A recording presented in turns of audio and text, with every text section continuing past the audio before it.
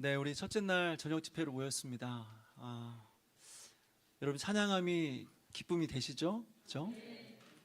오랜만에 율동이라는 걸 해봤습니다. 오랜만에 이거 한번 이렇게 한 20년 만에 율동을 해본 것 같습니다. 네, 어쨌든 오늘 이렇게 일상을 떠나서 한적한 곳으로 왔습니다. 이렇게 아까 식사를 하고 이렇게 내려오면서 이렇게 여기까지 한번 걸어왔는데 주변에 이렇게 풍경이 너무 기가 막히더라고요. 그래서 멀리 와서 풍경도 보고 맛있는 음식도 먹고 또 밤에 이렇게 또 찬양도 하고 율동을 하니까 어떻습니까? 잠이 오시죠, 그렇죠? 딱 지금 잠자기 좋을 때인데 이렇게 집회를 모였는데 여러분 주무시면 안 됩니다. 우리가 어떻게 왔는데 여기까지 많은 그런 결단과 희생을 하면서 여기까지 왔는데 졸다 갈 수는 없습니다. 네. 일단 제가 한번 기도하고 말씀을 전하도록 하겠습니다. 하나님 아버지, 하나님께서 우리를 수련의 장소로 인도해 주셔서 감사를 드립니다. 우리가 결단해서 왔지만 하나님께서 이곳까지 인도하여 주셨습니다. 하나님 하실 말씀을 또 설교자를 통하여서 말씀하여 주시고 이 말씀을 붙들고 우리 평생에 하나님의 인도를 따라 살아갈 수 있도록 도와주시옵소서. 감사를 드렸고 예수님의 이름으로 기도합나이다. 아멘. 중이 제 머리 못 깎는다고 사실 목회자에게 있어서 가장 어려운 일이 있습니다. 가장 어려운 일은 설교입니다. 얼마 전에 저희 설문조사 한다고 이제 그 설문조사라고 이렇게 저한테 뭔가 이렇게 그 카카오톡 하나 메시지가 왔어요. 설문조사는 그 단체입니다. 기독교 설문조사 단체입니다. 근데 목회자의 사역 중에서 가장 부담되는 게 뭔지를 선택하는 거였어요. 그래서 누르고 이제 결과를 보니까 다른 것들은 별로 이렇게 어렵다는 것에 표시를 안 했는데 가장 어렵다는 것에 표시한 부분이 두 군데가 있었습니다. 가장 높게 나온 게 뭔가 봤더니 첫 번째는 이제 교회 갈등 문제 해결. 두 사람과의 그런 문제 속에서 갈등을 해결하는 게 어렵다. 그리고 그 다음에 어려운 것이 설교다. 이렇게 이제 설문조사를 했습니다. 예전에 한번 이제 알고 있었던 목사님이 한 40년, 한 거의 50년 가까이 목회하신 분이 있는데 그분도 뭐라고 하시냐면 설교라고 하는 것은 이국의 언어다라고 했어요. 외국어다. 나한테는 설교는 50년 동안 사역했지만 설교는 여전히 나에게는 외국어다. 그만큼 어렵다 했습니다. 그러니 저는 얼마나 더 어렵겠습니까?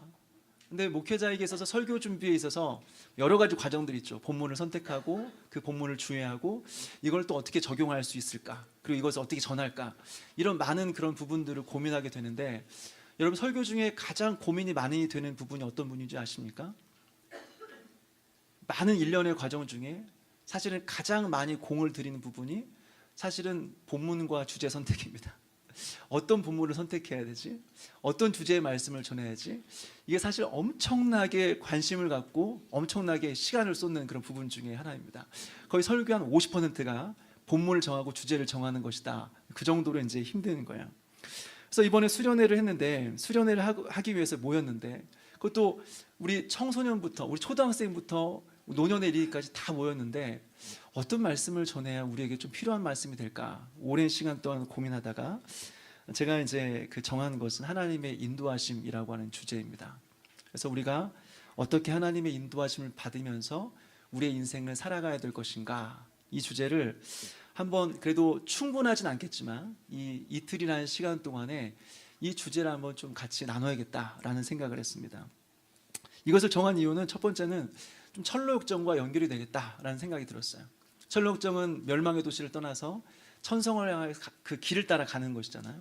길과 우리의 인생이 좀 연결이 되겠다 이런 생각이 들었었고요. 또 한 가지는 또 특별히 오늘 이렇게 청소년들과 또 청년들 얼마나 귀합니까? 정말 청소년과 청년들이 함께 자리를 했는데 이 또 청년들과 청소년들에게 또 필요한 주제가 또 진로에 대한 부분, 앞으로 어떻게 우리의 삶을 선택하며 결정해야 될지 이 부분이 많이 또 고민이 되지 않겠습니까? 그래서 하나님의 인도하심이라는 주제가 그래도 좀 필요할 수 있겠다. 사실은 그 나이가 드신 분들보다는 좀 청년들이나 청소년에 맞추어서 이 설교를 좀 준비했습니다.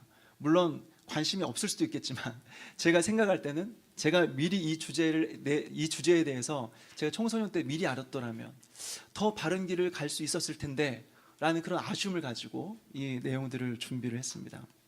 그래서 오늘과 내일에 걸쳐서 하나님의 인도하심, 우리가 어떻게 하나님의 인도하심을 따라 살아가야 되는 것인가, 이 주제를 여러분들과 좀 나누려고 해요. 가장 먼저 좀 나누고 싶은 내용은 우리의 인생에 많은 그런 길들이 있지만 결국 우리의 인생이 도달하는 그 종착지는 어디냐? 죽음이다라고 하는 것입니다. 이것을 먼저 우리가 깨달아야 된다라고 하는 거죠. 예전에 한번 제가 설교 중에 한번 이렇게 말씀을 예화를 드린 적이 있는데, 한 학생이 그 수업에 늦었습니다. 그래서 대학생입니다. 늦어서 열심히 뛰어갔습니다. 교문을 지나서 수업을 받으러 막 뛰어가고 있는데 저 멀리서 한 교수님이 부릅니다. 학생! 부릅니다. 그래서 네 교수님 왔습니다. 자네 왜 이렇게 뛰어가나? 질문하니까 이 학생이 하는 말이 제가 수업에 좀 늦었습니다. 빨리 뛰어가야 됩니다.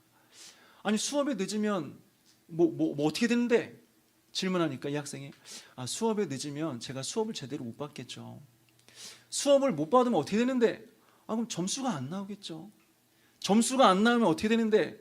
그럼 좋은 직장에 제가 원하는 곳에 취업을 못 하겠죠. 좋은 직장에 취업 못하면 어떻게 되는데? 그러면 그 이후에 좀 안정적인 삶, 결혼이나 안정적인 삶이 안 되겠죠. 그럼 어떻게 되는데? 계속해서 질문을 했는데 결과적으로 어떤 대답까지 가느냐? 사람은 죽는다라는 대답까지 이제 가게 되었습니다. 이 교수님과 학생의 대화를 이제 가운데를 딱 잘라서 대화를 연결시켜 본다면 대화는 이것입니다. 학생, 왜 이렇게 뛰어가나? 죽으려고 뛰어갑니다. 이런 결과가 나오게 되는 거죠. 농담처럼 들리지만 사실 인생이 그렇습니다. 각자가 되게 열심히 살아갑니다. 열심히 살아가는 사람도 있고 열심히 살아가지 않는 사람도 있고 계획적으로 살아가는 사람이 있고 충동적으로 살아가는 사람이 있습니다. 그리고 좋은 직장에서 취업해서 일하는 사람이 있고 직업을 갖지 않고 사업을 하며 살아가는 사람도 있습니다. 근데 결국에 도달하는 곳은 바로 죽음이다라고 하는 것입니다. 이것을 우리는 먼저 알아야 된다라고 하는 거죠. 그렇지만 모든 사람들은 다 죽음에 이르지만 신자와 불신자에는 중요한 차이가 있습니다. 그 죽음 이후에, 첫 번째는 죽음 이후의 결과가 다르다. 이 땅에서는 비록 다양한 길들을 걸어가지만 동일하게 죽음에 이르지만 신자와 불신자의 죽음의 이후의 차이는 다르다. 신자는 천국에 이르게 되는 것이고 불신자는 지옥에 이르게 된다라고 하는 거죠. 또 이 땅에서의 삶의 길은 죽음이로 똑같지만 삶의 양태는 다르다라고 하는 것입니다. 하나님을 알지 못하는 불신자들은 각자 눈에 보기에 좋은 대로 길을 걸어갑니다. 그러나 신자들에게 있어서 정말 중요한 주제는 무엇이냐면 하나님의 인도하십니다. 믿는 자와 믿지 않은 자의 중요한 차이가 있는데 삶은 다 비슷하게 보이지만 믿지 않은 자들은 제각각 자기의 길들을 걸어가고 믿는 자들은 하나님의 인도하심을 따라 살아갑니다. 믿는 자들의 최고의 관심사는 하나님의 뜻입니다. 하나님의 인도하심입니다. 그 인도하심을 따라 살아가는 것이 신자들에게 있어서 최고의 관심사다라고 하는 거죠. 여러분 PPT 보이십니까? 글씨가 제가 봤는데 멀리서 봤는데 저는 보이는데 혹시 좀 이렇게 안 보이시는 분들도 있을 것 같더라고요. 제가 일부러 PPT를 만들었거든요. 좀 이렇게 그냥 말하면 또 이제 집중이 안 되니까 만들었습니다. 제가 혼자 만들면 시간이 반이 걸릴 것 같아서 제가 설교문을 다 쓰고 제가 AI에 이렇게 하니까 이런 결과가 나왔습니다. 물론 제가 이렇게 좀 손을 보긴 했지만 참 세상 참 좋아졌다. 네, 그래서 이렇게 일부러 만들었습니다. 네. 근데 하나님의 인도하심, 이 하나님의 인도하심을 따라 우리가 살아가야 되는데 인도하심에는 지금까지 두 가지 입장이 이렇게 있었습니다. 사실 이 두 가지는 사실 극단적인 입장입니다. 근데 두 가지 입장이 계속 존재해왔습니다. 첫 번째는 하나님은 모든 것을 다 인도하신다. 세세한 부분 하나하나까지 우리의 삶을 인도하신다라고 하는 것입니다. 쉽게 말해서 하나님, 내일 아침에 제가 몇 시에 일어나야 됩니까? 7시에 일어나거라. 아침에 일어나서 제가 밥을 먹을까요? 죽을 먹을까요? 빵을 먹을까요? 밥을 먹거라. 하나님, 제가 내 아침에 일어났을 때 옷을 검은색을 입을까요? 하얀색을 입을까요? 하얀색을 입거라. 이런 식으로 계속해서 하나님의 뜻을 묻고 그 하나님의 인도하심을 따라 살아가야 된다라는 그런 입장이 있습니다. 그게 신앙이다, 그게 믿음이다 라고 말하는 사람들이 있습니다. 또 반대쪽의 입장은 무엇이냐면 그런 거 없다. 성경에 어디 그런 게 나왔느냐. 그냥 너는 다 큰 성인이니까 네가 결정해서 네가 알아서 살아라. 하나님은 다 이해하신다. 최종적인 목적지만 하나님께 정해놨지 나머지는 네가 선택하는 거다 라는 양극단의 입장이 있습니다. 이 두 가지를 우리가 알 필요가 있습니다. 저는 이 두 가지 입장을 전부 다 겪어봤습니다. 경험해봤습니다. 그리고 이것이 얼마나 우리에게 불필요하고 해로운 일인지를 저는 좀 경험을 봤습니다. 먼저는 모든 것을 인도하심, 이 입장에 제가 한번 이렇게 경험을 해본 적이 있습니다. 저는 그 예수님을 믿고 나서, 회심하고 나서 가장 큰 주제, 아까 말씀드렸던 것처럼 저의 인생의 가장 중요한 주제는 하나님 인도하심이었습니다. 다 필요 없습니다. 내가 어떻게 살아가는 중요하지 않고 하나님이 인도하심 따라 살아가고 싶다. 내가 하루를 살아도 하나님의 뜻대로 살고 싶다라는 간절한 마음이 있었습니다. 모든 순간순간 하나님 뜻대로 살고 싶은 마음이 있었어요. 그래서 대학교 2학년 때가 되어서 여름방학을 마치자마자 이제 내가 이 방학 동안에 하나님의 인도하심을 따르는 믿음의 여정을 시작한다. 제가 선포를 했습니다. 혼자 선포를 했습니다. 그리고 집에 와서 이제 짐 정리를 하고 그러면서 이제 밤에 잠을 잤습니다. 하나님, 내일부터 저는 하나님의 인도하심을 따라 살아가는 인생의 여정을 시작합니다. 나의 삶을 인도해 주십시오. 하나님, 나의 길을 인도해 주십시오. 기도했습니다. 아침에 눈을 떴습니다. 하나님, 제가 어떻게 살아갈까요? 제가 어디로 가야 되겠습니까? 기도했습니다. 근데 아무 말씀 없으세요. 그래서 성경을 폈습니다. 우리 말씀을 따라가야 되잖아요. 말씀을 따라가야 되는데 말씀을 폈는데 어떤 말씀 봐야 될지 모르겠는 거예요. 근데 그래도 가장 많이 들었던 창세기 12장 말씀을 폈습니다. 그리고 쭉 이제 묵상하는데 그런 생각이 들었어요. 하나님은 그 아브라함을 부르시고 아브라함은 그 말씀에 순종해서 갈 바를 알지 못하고 떠났지. 그래, 가는 곳을 정하지 말고 갈 바를 알지 못하고 떠나자. 모르지만 일단 떠나자. 이게 믿음이지. 그래, 어디로 갈지 모르겠지만 일단 가자.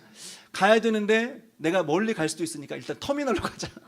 하나님 인도해 주십시오. 저 터미널로 갑니다. 그래서 이제 전주에 있는 터미널, 종합터미널로 갔습니다. 그리고 또 터미널에 앉아서 기도하기 시작했어요. 하나님, 제가 터미널 왔습니다. 저 하나님의 인도하심 따라 어디든지 갈 준비가 됐습니다. 말씀만 해주십시오. 기도하기 시작했습니다. 아무 말씀도 해주시지 않아요. 그런데 창세기 12장의 앞뒤를 문맥을 보니까, 계속 성경을 보니까 아브라함이 먼저 떠난 게 아니라 아브라함의 아버지 데라가 가족을 데리고 먼저 출발을 했더라고요. 근데 아버지 데라가 죽고 나서 하나님께서 아브라함 다시 불러서 이제 그 가나안 땅으로 인도하신 거예요. 아브라함이 가고자 했던 곳은 하나님의 음성을 듣고 간 곳이긴 하지만 아버지가 가려고 했던 곳이기도 하구나. 가만 보니까, 생각해 보니까 저희 어머니가, 재훈아, 광주의 무등산 기도원에 한번 가보고 싶은데 한번 가봐야 되는 시간이 없다. 지나가면서 했던 말이 떠오르는 거예요. 어머니가 가고자 했던 그곳을 내가 가야겠구나. 하나님, 광주의 무등산 기도원입니다. 제가 그곳을 가겠습니다. 하나님 뜻이라고 믿고 가겠습니다. 버스를 타고 가면서 계속 기도했습니다. 하나님, 광주의 무등산 기도원을 가서 하나님의 인도하심을 따라 제가 살아보겠습니다. 그래서 이제 버스를 타고 전주에서 광주 한 1시간 반 정도 걸리거든요. 터미널에 딱 도착했습니다. 그리고 이제 또 그 터미널 내려서 기도했습니다. 하나님, 무등산 기도원을 저를 인도해 주십시오. 하나님, 저의 길을 인도해 주십시오. 하나님, 주님의 인도하심을 따라서 가고 싶습니다. 기도했습니다. 어느 곳이 하나님 무등산 기도원입니까? 기도를 하니까 지금 같았으면 뭐 내비게이션이 있고 휴대폰이 있을 텐데 아무것도 없으니까요. 그래서 기도를 딱 하고 이제 눈을 딱 떠보니까 터미널 밖에 나와 보니까 멀리 이게 산이 보이기 시작하는 거예요. 산들이 여러 개 있었습니다. 그 중에 어떤 산이 무등산일까? 분명히 광주에 무등산이 있다고 하니까 처 중에 하나일 텐데. 근데 딱 기도하고 눈을 들어보니까 한 산 위로에서 구름이 이렇게 갈라지고 구름 사이로 햇빛이 쫙 비치면서 그 산을 어떤 봉우리를 딱 비추고 있는 거예요. 여기구나. 저기가 하나님 인도하시는 무등산 기도원이구나. 저기로 가야겠구나. 하나님, 저기로 가겠습니다. 인도하심을 따라 가겠습니다. 그래서 열심히 이제 그 산만 바라보고 걸어갔습니다. 근데 문제가 생겼어요. 산이 저기 멀리 있었는데 아무리 걸어가도 가까워지지가 않는 거예요. 여전히 저기 멀리 있는 거예요. 근데 제가 젊을 때니까 정말 열심히 걸었습니다. 진짜 3시간, 4시간, 5시간 쉬지 않고 걸었습니다. 걸었는데도 여전히 저기 멀리 있더라고요. 그러다가 이제 점점 어둑어둑해지면서 밖에 비가 내리기 시작했어요. 오늘 밤에 저 산에 올라가야 되는데 저 산에 근처도 안 하는데 어떻게 해야 되나. 비는 오고 주변은 어둡고 점점 산에 가까이 가니까 건물들이 하나 사라지기 시작하는 거예요. 주변에 논밭밖에 없어요. 도로하고 논밭밖에 없어요. 굉장히 두려운 마음이 들었습니다. 귀신이 나타날까 봐 두려운 게 아니라 여기서 정말 누가 날 데려가면 내가 소리 소문 없이 죽을 수도 있겠구나라는 생각 때문에 진짜 공포감과 두려움이 있었습니다. 아무리 걸어가도 아무것도 안 보여요. 그런데 한참을 걸어가다가 저기 멀리에 병원 하나가 보였습니다. 정말 사막의 오아시스처럼 병원 하나가 보였어요. 그냥 빈들의 병원 하나가 있었습니다. 아무것도 없이 병원으로 들어갔어요. 그때가 밤 11시였습니다. 아침에 출발했는데 밤 11시에 병원에 들어갔습니다. 병원에 가보니까 지금 생각해보니까 요양병원 같은 데였던 것 같아요. 그러니까 외부 사람들이 오는 게 아니라 거기에 있는 사람들이 1층 이제 뭐 그 로비에서 좀 쉬었다가 이제 뭐 이렇게 입원실에 있다가 뭐 그런 병원이었던 것 같습니다. 1층에 로비에 사람들이 이렇게 막 뭐 두세 명씩 앉아 있는 거예요. TV를 보고 있는 거예요. 그래서 지쳐서 문을 열고 들어가서 딱 한쪽 구석에 딱 앉았는데 모든 사람들이 저를 쳐다보더라고요. 모르는 척하고 이제 가만히 앉았습니다. 너무 힘들고. 그래서 저도 이렇게 옆에서 이렇게 TV를 같이 봤습니다. 근데 갑자기 어떤 의사분인지 간호사분인지 절 기억은 안 나지만 누가 오셔서 자, 다 올라가세요. 문 잠글 거예요. 다 올라가세요 하더라고요. 제가 당황했습니다. 거기서 밤을 샐 수 있을 거라고 생각을 했는데 문을 잠글 거니까 다 올라가라고 하니까 제가 거기에 있으면 또 안 되잖아요. 노숙자처럼 보일 수 있으니까. 근데 밖에는 비가 오고 어둡고 갈 데는 없고 하나님 저를 인도해 주십시오 하면서 주변을 돌아봤습니다. 근데 1층에 여러 개의 문이 있었는데 그 중에 문 하나가 보여요. 사람이 없을 것 같은 문이었습니다. 그래서 문을 아무도 안 볼 때 문을 열고 들어갔습니다. 캄캄했어요. 아무것도 보이지 않았어요. 그리고 나서 이제 안에 들어가서 가만히 안 보이니까 가만히 있다가 오랜 시간이 지나니까 익숙해졌어요. 주변이 조금 보이기 시작했습니다. 보니까 의자, 책상들, 소파들이 이렇게 쌓여져 있었습니다. 보니까 창고더라고요. 잘 됐다. 오늘 여기서 자고 가야겠다. 그래서 이제 소리는 안 내고 어디 바닥에 이렇게 딱 기대가지고 잠을 이제 자려고 했습니다. 근데 그때가 여름이었어요. 모기가 장난이 아닌 거예요. 어둡고 습하니까 모기가 엄청나는 거죠. 그러니까 이제 모기가 막 윙 하면서 오고 그때 반바지에 반팔 티를 입었는데 발가락, 뭐 손가락, 발, 뭐 목 해가지고 계속해서 모기가 무는 거예요. 그래도 안 돼. 난 참아야 돼. 나는 갈 데가 없어. 여기서 오늘을 버텨야 돼. 근데 도저히 사람이 모기에 물리고는 살 수가 없더라고요. 그래서 버티다 도저히 안 돼서 한 새벽 2시 정도에 밖으로 나왔습니다. 몰래 나왔습니다. 주변에 다행히 아무도 없더라고요. 근데 혹시나 자다가 누가 이제 또 하면 되게 이제 부끄러우니까 나왔어요. 차라리 그냥 비 맞고 가자. 밖에 나오니까 다행히 비가 멈췄어요. 그래서 이제 그 밤길을 홀로 아무것도 없는 밤길을 홀로 이제 걸어갔습니다. 가다가 한 2시간, 3시간을 걸어가니까 교회가 멀리서 하나 보였습니다. 광주 안디옥 교회였습니다. 뭐 지금 어디 있는지 모르겠고 지금도 있는지 모르겠지만 광주 안디옥 교회였습니다. 그 안디옥 교회 새벽 한 4, 5시에 제가 도착을 했어요. 그리고 이제 들어가 보니까 다행히 무슨 소리가 들렸어요. 사람이 있구나. 안 잠겨 있구나. 다행이구나. 들어가 지하로 내려가니까 여기보다 좀 더 큰 예배당이 있고 사람들이 기도하고 있었어요. 아마 철야를 하시는 것 같았어요. 그래서 저도 이제 한쪽 구석으로 조용히 가서 바로 누우면 또 이제 사람들이 오해할까봐 기도하는 척 했습니다. 기도하는 척 한 5분 하다가 바로 옆으로 이렇게 누웠습니다. 장의자였습니다. 옆으로 누웠습니다. 그리고 하나님, 조금만 자다 가겠습니다. 인도함을 받아야 되는데 일단 좀 자겠습니다. 그래서 1시간 정도 자니까 이제 밖에 이렇게 햇빛이 비치더라고요. 근데 이렇게 자고 있으면 사람들도 이상하게 생각할 거 아닙니까? 그래서 이제 자다가 1시간 자다가 밖으로 나왔어요. 그리고 이제 하나님의 인도하심을 계속해서 구하며 갔습니다. 하나님, 제가 인도하심을 받으며 살고 싶은데 제가 어떻게 해야 됩니까? 기도하다가 그냥 스스로 지쳐버렸어요. 너무 피곤하고 잠도 못 자고 목이 물리고 먹은 건 하나도 없고 밤새도록 먹은 건 하나도 없고 비 맞았고 너무 피곤해서 안 되겠다. 하나님 인도하심은 나중에 받고 이제 집으로 가야겠다. 이런 생각이 들었어요. 근데 마음속에 또 자존심이 있잖아요. 이렇게 갈 수는 없지. 내가 이렇게 결단하고 왔는데 뭘 하고 가야지. 하나님, 그냥 갈 수 없습니다. 제가 뭘 하고 가겠습니다. 뭘 해야 될까요? 마음속에 울리는 외침이 있었습니다. 복음을 전해라. 복음을 외쳐라. 이런 마음의 울림이 있었습니다. 그때가 새벽 6시였습니다. 새벽 6시에 복음을 전해야겠다. 내가 복음을 외쳐야겠다. 그런 마음으로 주변을 보니까 아침에 일어나서 새벽 운동하시는 분들이 이제 한두 명씩 보이기 시작하더라고요. 근데 막 뛰어가시니까 뭐 어떻게 할 수가 없는 거예요. 막 훅 지나가고 복음을 전하면서 지나가고 하니까 할 수가 없었어요. 그러다가 멀리서 한 분이 보였습니다. 마침 잘 됐다라는 생각이 들었던 분인데 할머니셨어요. 할머니가 혼자 천천히 걸어오고 계셨어요. 그 주변에 아무도 없었습니다. 이때다. 이때 기회를 놓치면 안 된다. 저분에게 내가 예수님을 전해야겠다라는 생각에 저기서 멀리서 오시는데 마음의 준비를 계속했습니다. 마음의 준비를 하면서 무슨 말 하지? 처음에 무슨 말을 먼저 해야지?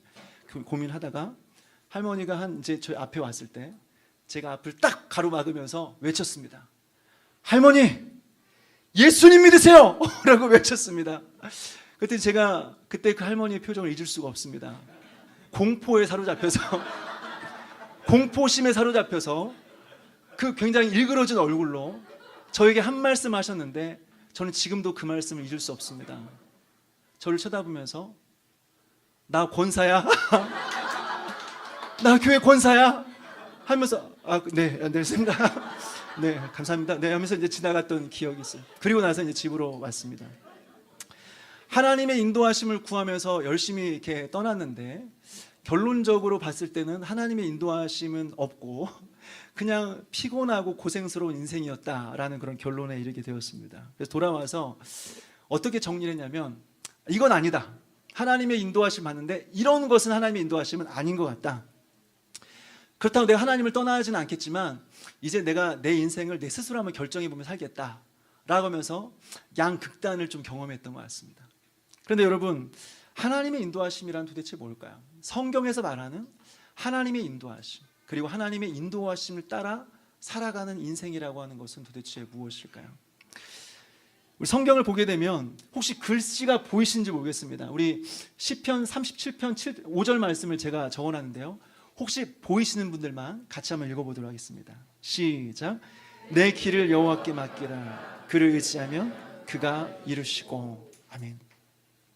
성경에는 길이라는 말이 굉장히 많이 나오는데 성경에서 말하는 길의 대부분의 의미는 거의 다 우리의 인생을 말하고 있습니다. 그래서 성경에는 우리의 인생, 우리의 길을 하나님께 맡기면서 하나님의 인도하심을 받아라 라고 말하고 있는데 이 길이라는 단어의 의미가 원론적으로 두 가지 의미가 있습니다. 첫 번째는 뭐가 있냐? 삶의 방식 있습니다. 또 한 가지는 인생의 방향을 가리킬 때 길이라는 말을 씁니다. 그러니까 길, 하나님의 인도하심이라고 말할 때는 삶의 방식 아니면 인생의 방향이다라고 하는 거죠. 삶의 방식은 이런 겁니다. 우리가 무엇을 입을까? 그리고 무엇을 먹을까라고 하는 주제들이죠. 우리의 일상적인 생활에 관련된 일들입니다. 그리고 또 한 가지는 인생의 방향입니다. 내가 이것을 결정함으로써 나의 인생의 방향이 결정되는 것, 내 인생의 방향이 바뀌어버리는 중요한 일들입니다. 결혼이나 직업이나 이사하거나 교회를 옮기거나 인생의 중요한 일들, 중대사와 관련된 일들이 바로 인생의 방향이다라고 하는 거죠. 근데 성경에서 말할 때 하나님의 인도하심을 말할 때 이 둘 중에 어떤 것을 이야기할까요? 하나님의 인도하심을 구할 때 바로 우리의 인생, 길을 말할 때는 무엇을 말하느냐? 성경은 인생의 방향을 말하고 있습니다. 인생의 방향이요. 삶의 방식을 말하는 것이 아니라 하나님의 인도하심을 말할 때는 항상 인생의 방향을 말하고 있습니다. 우리의 인생에 있어서 중대사를 결정할 때 이것을 결정함으로써 우리의 인생의 방향이 바뀌는 중요한 일들에 대한 인도하심을 구하라라고 하는 것이죠. 음식, 옷 이런 거 구하라고 한 적 없습니다. 오히려 마태복음 보게 되면 무엇을 먹을까, 무엇을 입을까 걱정하지 마라, 염려하지 말라. 그건 이방인들이 구하는 것이다 라고 분명히 말하고 있어요. 이런 것에서 하나님의 뜻을 구하는 것은 아닙니다. 우리가 구해야 될 것은 우리의 인생의 방향이다라고 하는 거죠. 여러분, 이것은 이렇게 하면 좋고 아니면 뭐 어쩔 수 없고, 이렇게 하면 참 믿음이 좋고 아니어도 뭐 믿음이 약하지만 그럴 나름대로 괜찮고, 이런 문제가 아닙니다. 하나님의 인생의 길을 구하는 것, 하나님의 인도하심을 구하는 것은 하나님의 뜻입니다. 하나님의 원하시는 것입니다.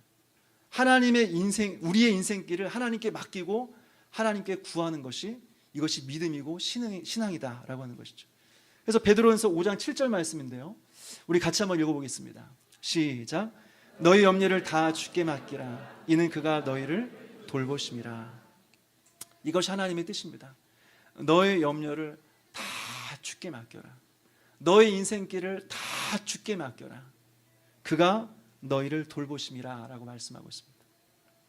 여러분, 염려의 의미는 이전에도 말씀을 드렸지만 마음이 나뉘는 겁니다. 혼란스러운 겁니다. 불확정된 우리의 마음을 말하는 것입니다. 그래서 염려가 찾아오면 우리는 갈팡질팡합니다. 방향을 정하지 못합니다. 고민이 듭니다. 그런데 이 모든 것들을 우리의 인생길에서 고민이 될 만한, 우리의 선택에 있어서 고민이 될 만한, 우리의 인생의 방향을 결정하는 데 있어서 갈팡질팡한 모든 문제들을 주님께 맡겨라. 이것이 하나님의 뜻이다라고 오늘 가르쳐 주고 있는 것이죠. 여러분, 이것이 왜 중요할까요? 바로 우리가 우리의 모든 인생의 선택과 결정을 주님께 맡겨드리는 것은 예수 그리스도께서 우리의 인생의 주인이십니다 라는 것을 고백하는 고백과 연결이 되기 때문에 그렇습니다. 하나님은 우리의 인생의 주인이십니다. 예수님은 우리의 삶의 주인이십니다. 예수님께서 우리의 삶의 주인이시라고 한다면 우리의 인생의 결정과 선택도 우리 주님의 것입니다. 그러니까 결정은 내 마음대로 하는 게 아니라 주님의 뜻에 맞추어서 예수님께서 원하시는 대로 결정할 때 예수님 나의 인생의 주인이십니다. 하나님은 나의 주인이시다, 주님이십니다 라는 그런 고백과 연결이 된다라고 하는 것입니다. 그럼 여러분, 예수 그리스도께서 우리의 주되심을 인정한다라고 한다면 우리의 인생에 있어서 선택과 결정도 주님께 맡겨드려야 된다. 이것이 하나님의 뜻이다라고 하는 거죠. 그렇다면 여러분, 하나님의 인도하심을 어떻게 구해야 될까요?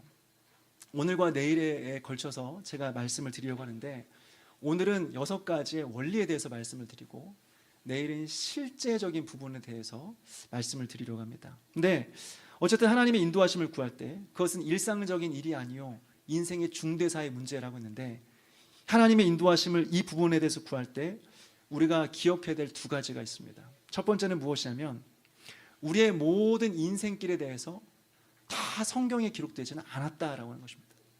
모든 나의 삶의 결정을 하는 데 있어서 성경에 다 기록되지는 않았다라고 하는 거예요. 또 한 가지는 무엇이냐면, 내가 기도하고 물으면 하나님께서 바로바로 즉각적으로 응답하시고 음성을 들려주신다, 이런 의미는 아니라고 하는 것입니다. 그렇다면 이런 상황 가운데 우리가 어떻게 하나님의 인도하심을 구하며 어떻게 하나님께서는 우리를 어떻게 인도하실까? 6가지의 단계를 좀 기억했으면 좋겠어요. 첫 번째는 기도와 복종입니다. 한번 따라서 해볼까요? 기도와 복종. 하나님의 인도하심의 첫 번째 단계는 기도와 복종입니다. 기도와 복종하니까 목사님 너무 당연한 거 아니에요? 너무 뻔한 거 아닙니까? 당연히 기도하고 복종하면서 따라가야죠. 당연한 거 아니에요? 라고 말할 수 있습니다. 그런데 우리가 우리의 인생을 좀 돌아보면요, 사실 우리의 인생의 중요한 부분에 있어서 기도하지 않고 하나님의 뜻에 복종하지 않을 때가 참 많이 있습니다. 우리의 경험 한번 돌아보십시오. 늘 하나님의 인도하심을 구합니다.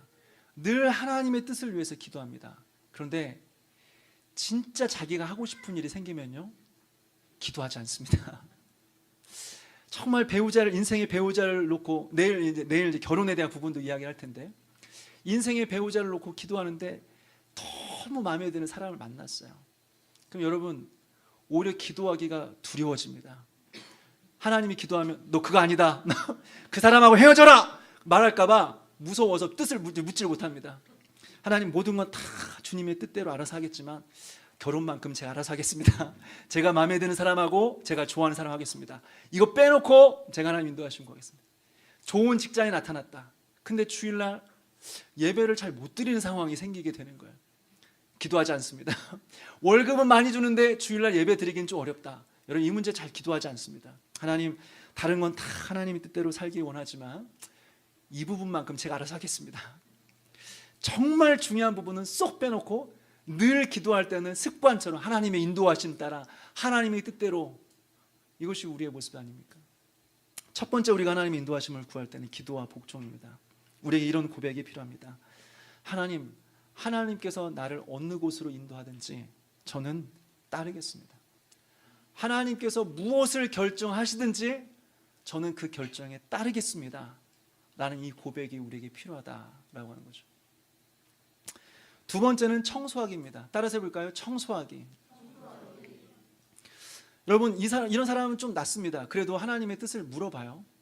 물어보면서 기도는 합니다. 그런데 이제 이 단계에서 우리가 고민해야 될 것은 무엇이냐면, 이 단계에 이를 때 어떤 사람들이 있냐면 마음속에 이미 결정한 바가 있습니다. 이미 결론을 내놨습니다. 근데도 기도를 해요. 저는 잘 이해가 안 돼요. 스스로 결정을 다 했으면서 왜 하나님의 뜻을 묻고 있나? 왜 하나님의 인도하심을 묻고 있나? 이런 생각이 드는 거죠. 왜 묻습니까? 왜 혼자 스스로 다 하고 싶은 거 다 결정해놓고 갈 길 다 정해놓고 뭐하러 기도합니까? 이 사람 마음 안에는 뭐가 있냐면, 내가 정한 것에 하나님께서 너 옳다 이 대답 듣고 싶은 거예요. 다시 말해서 비록 내 욕심을 따라 이 길들을 걸어가지만 네가 어디로 가든지 내가 네 길에 복을 줄게, 네가 무슨 결정하든지 내가 너와 함께 할 거야, 이 말을 듣고 싶은 거예요. 하나님의 인정을 받으면서 자기의 길을 걸어가고 싶으니까 자기가 가야 될 길을 다 결정해놓고 나서 하나님의 뜻을 묻는다라고 하는 거죠. 그러니까 사실은 좋지 않은 그런 이 마음의 동기인 겁니다. 제가 그 사역을 하다 보면 성도들이 이렇게 저한테 와서 어떤 인생의 중요한 문제들을 물을 때가 많이 있습니다. 딱 보면 알아요. 이분이 결정을 하고 오셨는지, 정말 몰라서 물어보려고 오셨는지 이게 오실 때가 있습니다. 그럼 여러분, 그 마음에 결정하고 오시는 분은요, 1시간, 2시간 이야기해봤자 소용없습니다. 그분이 듣고 싶은 이야기를 해줘야 됩니다. 이미 결론을 가지고 온 이야기에 대해서 집사님, 권사님, 그 생각 참 좋습니다. 하나님 뜻에 일치되는 것 같습니다. 저도 거기에 동의합니다. 그 이야기를 듣고 싶은 거예요. 근데 그 이야기를 안 한다. 그 이야기가 나올 때까지, 근데요 목사님 이런 것도 있지 않을까요? 그런데 목사님 이런 생각도 해볼 수 있지 않을까요? 근데 제 상황을 보면 그게 맞진 않은데, 결국에는 본인이 원하는 대답을 들어야만 가는 분이 계십니다. 그리고 못 들으면 어떻게 하죠? 다른 목회자를 찾아가겠죠. 자기와 원하는 대답을 할 수 있는 목회자를 찾아가겠죠. 그리고 나서는 하는 말은, 봐라, 목사님도 그래란다 하면서 이제 하나님 뜻이다, 내가 결정하는 하나님께서 원하시는, 하나님께서 바라시는 길이다 라고 길을 걸어가게 되는 거죠. 여러분, 우리 마음 안에 이런 내 뜻대로 하고 싶은 마음들을 청소하는 것이 하나님의 인도하심에 있어서 굉장히 중요한 부분이다 라고 하는 것입니다. 우리가 이 어떤 일들을 결정할 때 내 마음을 잘 돌아봐야 돼요. 그리고 이것이 하나님 앞에 옳은 것인지 그른 것인지, 내가 이 마음의 문제를 제거해야 되는 것인지 이 마음을 붙들고 가야 될 것인지를 고민해야 된다라고 하는 거죠. 이 청소하기 위해서 한 번 더 우리가 고민해야 될 것은 무엇이냐면, 하나님의 인도하심을 구할 때 세세한 부분까지, 상세한 부분까지 우리가 인도함을 받고 싶은 마음이 있지만 하나님은 그렇게 인도하시지 않는다라고 하는 것입니다. 하나님은 방향을 제시하시는 분이시지 세세하게 내일은 이렇게 하고 그 다음에 이렇게 하고 학교는 어느 학교 어느 과를 가고 그리고 누구랑 결혼해라 이렇게 말씀하시지 않는다라고 하는 것입니다. 방향과 원리에 대해 설명하지만 구체적인 그런 인도하심에 대해서는 하지 않는다라고 하는 거죠. 근데 우리는 어떤 욕망이 있냐면 모든 것 하나하나를 다 인도함을 받고 싶은 마음이 있는 거예요. 그래서 뭐예요? 책임지고 싶어 하지 않는 거예요. 내가 고민하고 선택한 부분에 있어서 책임지고 싶어 하지 않는 거예요. 하나님께서 이렇게 하라고 말씀하셨다, 그렇게 하고 그냥 가고 싶은 거죠. 생각 없이. 그렇지만 이런 마음도 우리 마음에 있는지를 살펴보고 청소하기가 되어야 되는 것입니다. 세 번째로는 성경을 상고함입니다. 성경을 상고함. 한번 따라서 해볼까요? 성경을 상고함. 우리가 인생의 방향을 결정할 때요, 우리는 성경을 봅니다. 물론 당연히 구체적으로 성경에 나와 있지 않습니다. 그렇지만 성경을 보게 되면 우리의 인생의 어떤 원리들이 그곳에 기록되어 있다라는 사실을 발견하게 되죠. 예를 들어서 어떤 사람이 마음속에 내가 신앙을 해야겠다, 내가 앞으로 목사가 되겠다, 그런 마음을 가지고 성경을 폈습니다. 성경 어디에도 너 목사해도 된다, 너 빨리 신학교 가라, 이런 말이 하나도 적혀 있지 않습니다. 내가 목회를 해야 될지 말아야 될지 직접적으로 성경에는 없습니다. 그렇지만 어떤 사람이 목회자가 되는지, 어떤 사람이 목회자로서의 자격이 있는지 자격 조건과 원리에 대해서는 성경에서 볼 수 있는 거죠. 예를 들어서 어떤 사람이 목회자입니까? 성경에 보게 되면 잘 가르치는 사람이라고 했습니다. 집사든 권사든 장로든 목사든 기본적으로 다 믿음이 좋아야 됩니다. 이전에도 말씀드렸던 것처럼 목사는 신앙이 좋아야 되고, 그 다음에 장로도 신앙이 좋아야 되고, 권사님은 조금 떨어져도 괜찮고, 집사님은 그냥 뭐 왔다 갔다 그냥 교회 와도 괜찮고, 성경엔 그런 내용이 없어요. 믿음에 대한 기준이 똑같습니다. 목사든 장로든 권사든 집사든 직분자의 믿음의 기준은 똑같습니다. 한번 성경 보십시오. 다 똑같습니다. 그런데 뭐 하나가 다르냐? 목회자에게 있어서 가르침의 은사가 필요합니다. 사람이 너무 좋은데 가르침의 은사가 없다면 이 길은 나의 길이 아닐 수 있겠구나 라고 생각할 수 있는 거죠. 또 한 가지 또 기준이 있는데 충성스러움입니다. 목회자가 있는데 충성스러움이 있어야 됩니다. 그냥 뭐 한 달 하다가 이거 안 되나 보다, 또 이거 했다가 이거 안 되나 보다, 저거 했다가 또 맨날 힘들다고 그러고 갑자기 사라져버리고 갑자기 나타났다가 또 사라졌다가, 그러면 교인들이 얼마나 마음이 불안하겠습니까? 그러니까 변함이 없이 충성스럽게 그 자리에 있고, 뭐 하나를 결정했으면 그 결정한 것을 끝까지 좀 이렇게 가야지. 오늘은 이랬다가 내일은 이랬다가, 오늘은 막 좋아했다가 막 웃으면서 막 춤췄다가 내일은 또 막 슬퍼했다가 뭐 조울증 걸린 사람처럼 그렇게 하고 있으면 성도들이 얼마나 불안하겠습니까? 그러니까 기본적으로 충성스러움과 신실함이 필요한 거죠. 또 한 가지 성경에 보니까 외인들의 증거를 받은 자라 할지니 라고 되어 있습니다. 그러니까 이 말은 무슨 말이냐면, 자기 혼자면 하나님께 나를 부르셨나 봐, 나를 목사로 부르셨나 봐, 혼자서만 생각해서는 안 된다는 거예요. 모든 사람들에게 증명이 돼야 된다는 거예요. 최소한 모든 교인들에게 증명을 받은 사람이어야 된다라고 하는 거죠. 그래야 내가 목회의 길을 걸어갈 수 있겠구나 라고 생각해 볼 수가 있는 거죠. 나에게 믿음과 신앙이 있는지, 가르침의 은사가 있는지, 그리고 충성됨이 있는지, 모든 사람들에게 입증된 그런 믿음인지. 그리고 또 한 가지가 또 성경에 보게 되면 목회자에 있어서 있는데요, 그 기준은 뭐냐면 초신자는 안 된다는 것입니다. 초신자는, 신앙을 막 시작한 사람들은 절대 목회자의 길을 걸어갈 수 없다는 거예요. 만약에 그런 사람들이 직분을 갖게 되고 목회를 하게 되면 교만해진다는 것입니다. 오랜 시간의 연단과 그리고 신앙의 입증이 필요하다라고 하는 거죠. 그러니까 성경을 아무리 봐도 너 목사해라 이런 말은 없습니다. 그러나 목사가 어떤 사람인지에 대한 인생의 방향성과 원리들에 대해서는 가르쳐 줄 수 있다고 하는 거죠. 내가 어느 대학교를 가고 어느 과를 가야 되는가, 성경에 그런 말은 없지만, 그렇지만 여러 가지 원리들을 볼 때 우리는 어떤 것을 결정해야 될지, 내가 누구와 결혼해야 될까요? 성경에 안 나오지만, 내 배우자의 이름이 성경에 안 나오지만 어떤 사람을 만나야 되는지에 대한 원리에 대해서 우리는 성경에서 찾을 수 있다라고 하는 거죠. 그래서 우리는 어떤 결정 앞에서 성경에 정확하게 다 나오지 않을지라도 성경의 원리들을 상고하고 묵상하는 것이 필요하다라고 하는 것입니다. 그리고 또 한 가지는 무엇이냐면 장단점을 달아보는 것입니다. 아무리 성경에 봤는데도 성경에 명확한 구절이 없어요. 성경에서 명확하게 뚜렷하게 드러난 성경의 원리들을 찾을 수가 없어요. 그러면 우리는 하나님 앞에서 정직하게 장점과 단점을 구별해 볼 수가 있어야 됩니다. 하나님, 이렇게 하는 것이 하나님께 도움이 됩니까? 이것을 선택하는 것이 혹시 나의 욕망을 자극하는 것은 아닙니까? 내가 이것을 선택함으로 인하여서 내가 더 하나님께 가까워집니까? 내가 이것을 결정함에 있어서 주님의 몸된 교회가 더욱더 가까워집니까? 그리고 더욱더 주님을 더욱더 사랑하게 되고 섬기게 됩니까? 그런데 내가 이것을 결정함으로써 점점 하나님과 멀어지게 되고 많은 유혹에 빠지진 않습니까? 정직하게 우리의 삶을 돌아보며 장단점을 따져보아야 된다라고 하는 것이죠. 그 다섯 번째는 섭리하시는 상황을 관찰하는 것입니다. 한번 따라서 해볼까요? 섭리하시는 상황 관찰. 우리 하나님 앞에 기도했습니다. 하나님, 무엇이든 말씀하시면 전 따를 준비가 다 되어 있습니다. 말씀만 하시면 전 순종하겠습니다. 내 마음에 있는 모든 욕심, 모든 욕망, 내 생각 다 내려놓고 하나님 말씀하시면 저는 따르겠습니다.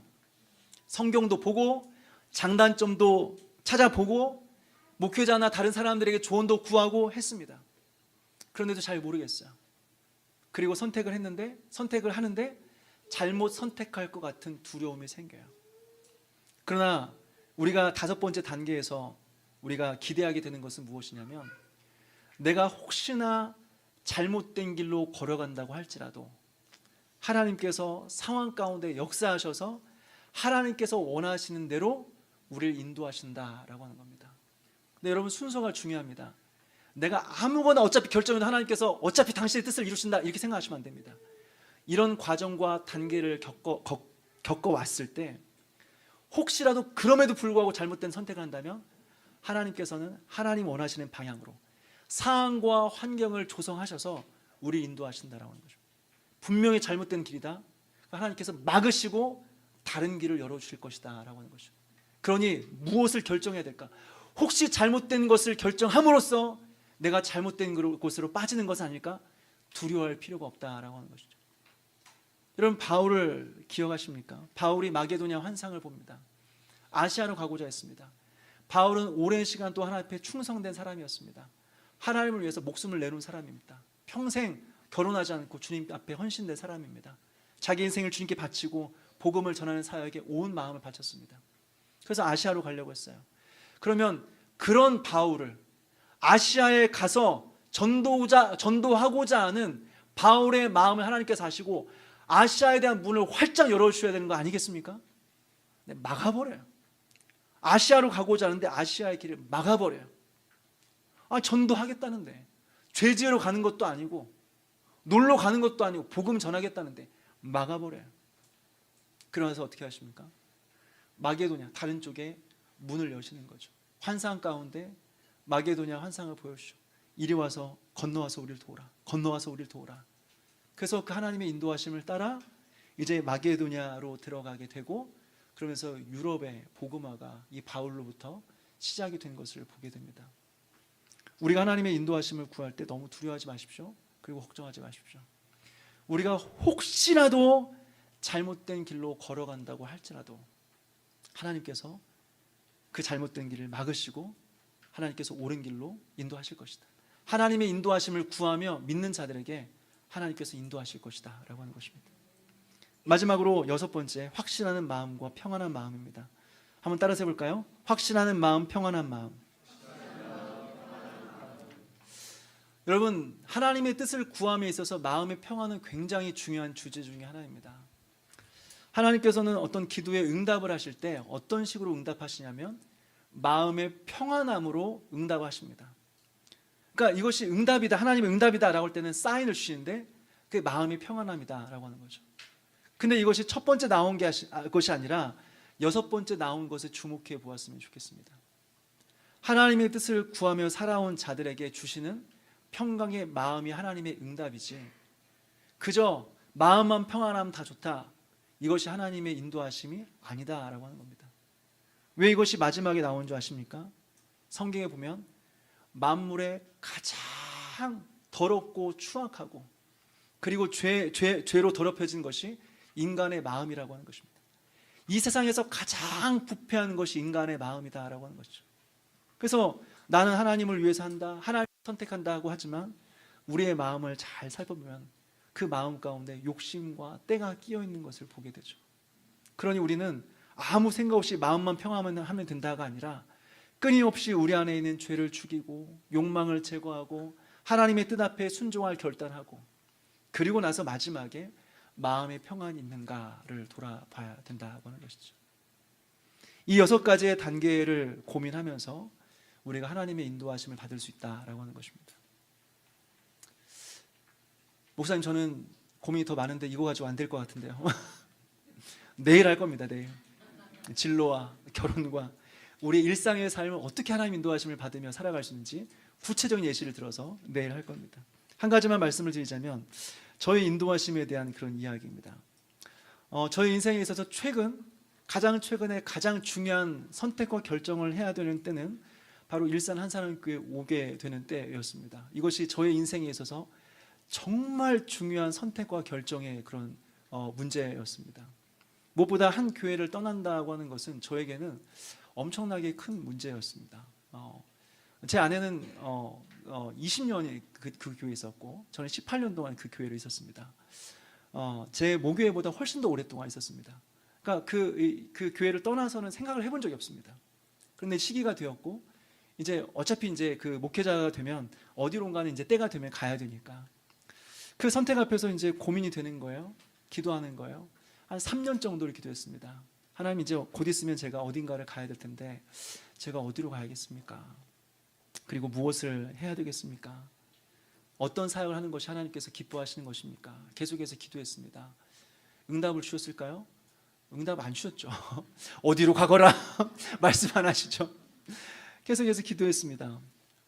처음에는 좀 기준이 있었습니다. 이런 교회 개척한다면 이런 어떤 지원과 이런 기준, 청배를 받는다면 이런 교회, 뭐 이런 것들이 있었습니다. 근데 시간이 지나가면서 모든 기준들을 다 내려놓기 시작했습니다. 하나님, 다 필요 없습니다. 하나님이 보내주시는 곳, 하나님이 보내주시는 곳은 가장 좋은 곳이죠. 제가 그곳 가겠습니다 결단했습니다. 그리고 마음속에 인간적인 마음과 세상적인 마음을 다 내려놓기 시작했습니다. 하나님, 내 마음에 조금이라도 인간적인 욕심이 있다면, 조금이라도 욕망이 있다면 하나님 다 제거해 주십시오. 다 버리게 해주십시오. 기도했습니다. 그 다음 기도했던 것은 무엇이냐면 성경을 상고하는 것이었습니다. 성경에 보면 일산 한사람교회로 가라 이것이 나의 뜻이니 이런 말씀이 없죠. 그렇죠? 성경을 묵상하는데, 하나님의 인도하심을 구하며 성경을 묵상하는데 딱히 뭔가 결정해야 될 수 있는 그런 말씀은 없었어요. 그런데 기도하던 중에 이제 일산 한사람교회의 소식을 듣게 되었고, 일산 한사람교회 목회자가 없으니 목회자로 가볼 생각이 있겠느냐라는 담임 목사님의 이제 그 이야기를 듣게 되었습니다. 말씀이 딱 한 가지 딱 떠오르는 게 있었습니다. 목자 없이 유리 방황하는 그런 양떼들을 보시면서 민망히 여기셨던 그 주님의 모습을 보여주셨습니다. 뭐 성경에 다른 것은 내가 확인할 길은 없지만 목자가 없으면 가야 된다는 생각이 들었습니다. 목자가 없으면 가야지, 목회자가 없으면 내가 가야지, 이게 하나님의 뜻인 것 같다라는 것을 말씀을 통해서 제가 확인했습니다. 그리고 장단점을 달아보았습니다. 가게 될 경우와 가게 되지 않을 경우, 그리고 가게 됐을 경우에 내가 더 하나님 앞에 잘 살아갈 수 있을까, 또 가지 않았을 때 내가 더 나은 삶을 살아갈 수 있을까, 여러 가지 계산들을 해보고 장단점을 달아보았습니다. 그런데 안 가야 될 이유는 없다라는 생각이 들었습니다. 그리고 5번, 섭리하시는 상황을 관찰하기 시작했습니다. 제가 가고 싶다고 해도 일산 한사람께서 오지 말라 그러면 제가 무슨 수로 가겠습니까? 섭리하신 하나님의 상황을 관찰하기 시작했습니다. 그리고 이제 우리 조중식 장로님이 지금으로부터 1년 전에 저에게 전화가 왔습니다.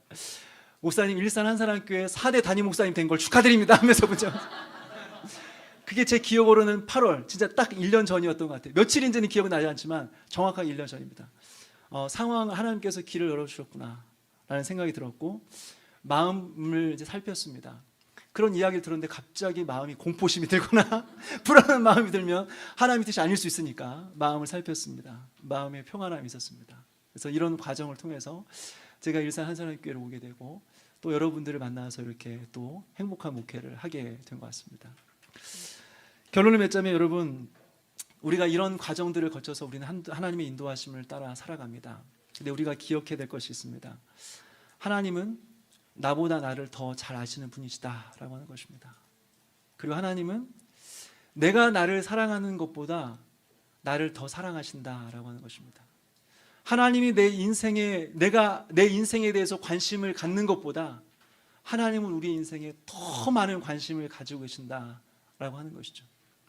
그래서 우리의 인생을 계획하시고 우리의 인생을 계획하시고 인도하시는 분이시다라고 하는 것입니다.